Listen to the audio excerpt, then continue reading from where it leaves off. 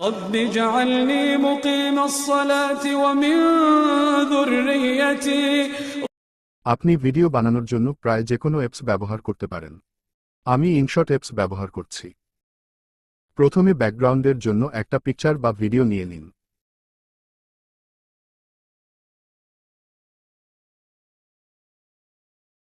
এখন মিউজিকে গিয়ে অডিও কুরআন তেলাওয়াত নিয়ে নিন।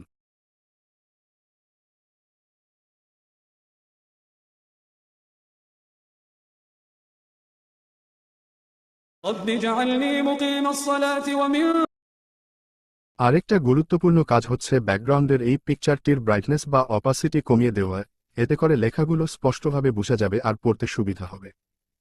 এর জন্য এই অপাসিটি অপশনে গিয়ে ব্রাইটনেস কমিয়ে নিন।